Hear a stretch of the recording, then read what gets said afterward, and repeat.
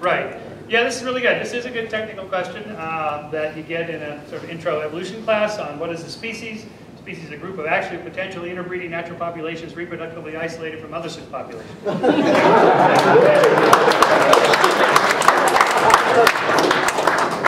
My professor made me memorize that. That's Ernst Mayer's definition. It's a reproductive isolation. Well, this is called allopatric speciation, so you get like a little branching off of a group, again, out to an island somewhere where they're reproductively isolated. And see, large gene pools are fairly stable, genetically stable. That's that regression to the mean. You know, when you have two tall parents and they have 4 kids, for every 4 kids they have, 3 will be shorter than them on average. Even though they'll be taller than the national mean, they'll be shorter than the parents for every one that's taller than the parents. And by the way, it happens on the short end too. 2 short parents, 4 kids, 3 will be taller than them. Back to the mean again. By the way, it also happens with IQ.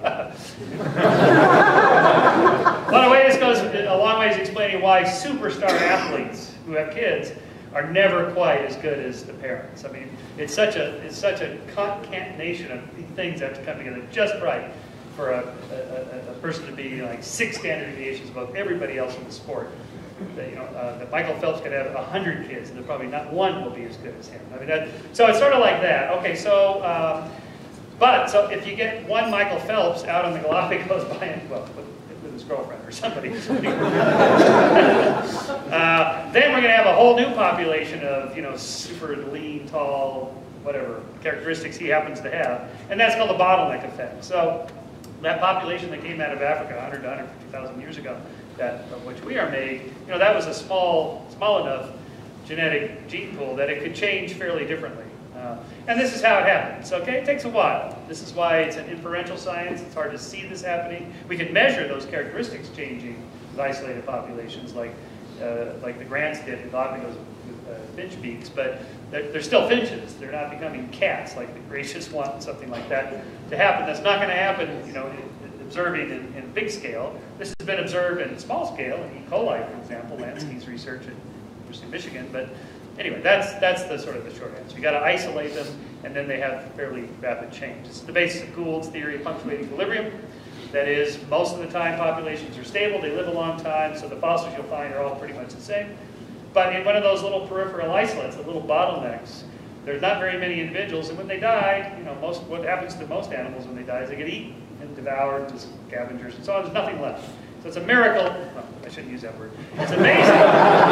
It's amazing that you find any fossils. But if you have a tiny little gene pool, there's only a handful of individuals when they die, the chance of finding them. So what you see in the fossil record is lots of fossils that look the same, gaps, fossils, gaps. And so what Gould did was stood that problem on its head and said, no, that's actually evolution in action, evidence for evolution in action in these sort of punctuated ways. Anyway, thanks so much. Thanks for coming. Thanks for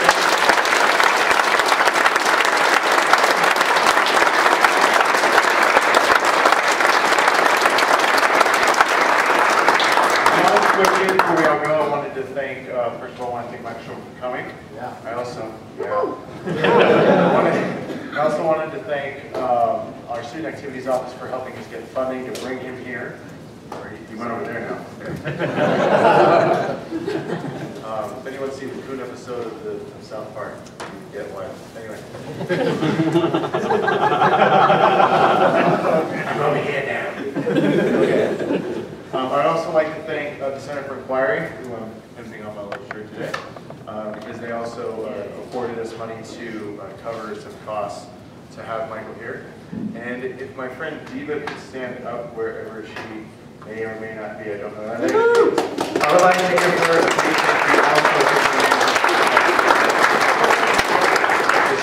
I hope I didn't embarrass her too much.